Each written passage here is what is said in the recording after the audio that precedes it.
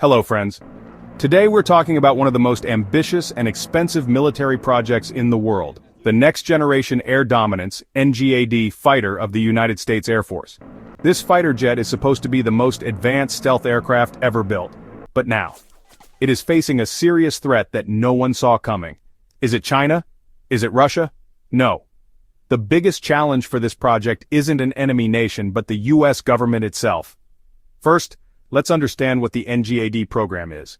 Right now, the most powerful US fighter jet is the F-22 Raptor, which is considered the best air superiority fighter in the world. But the F-22 is aging, and the US Air Force wants a new fighter that is even better.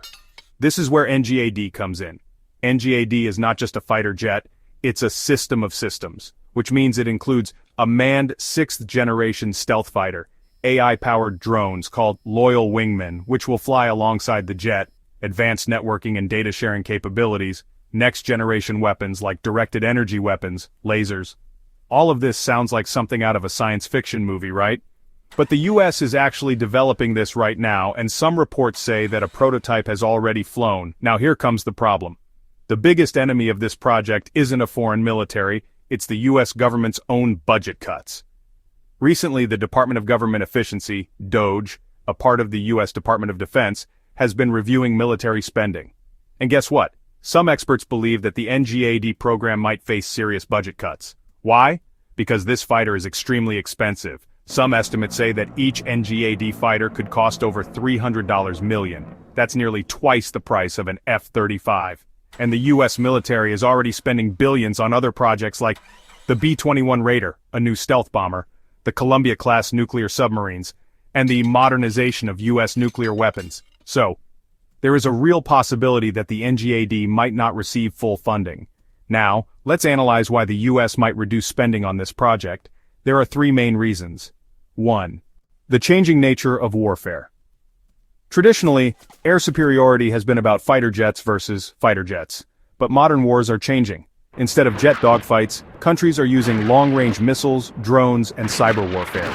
Just look at the Russia-Ukraine war. Ukraine has no advanced fighter jets, yet it has managed to fight back against Russia using cheap drones and advanced missile systems. So, some US policymakers question whether spending billions on a super-advanced fighter is necessary anymore. 1. Budget priorities. The US is already spending over $800 billion per year on defense, but they also have many other expenses like social programs, infrastructure development, managing national debt. So, even though NGAD is an advanced program, the government might decide to allocate more money elsewhere. 1. The F-35 problem. There's another issue, the F-35 fighter jet program. This was supposed to be the most advanced jet ever, but it has faced serious cost overruns and technical issues. Some experts worry that NGAD might face similar problems, which could lead to more wasted money. Despite these challenges, many believe that NGAD will still receive funding. Why? Because the US military sees it as essential for competing with China. China is already developing its own 6th-generation stealth fighter, and the US doesn't want to fall behind. So, while there might be some budget cuts, it's unlikely that the project will be completely canceled.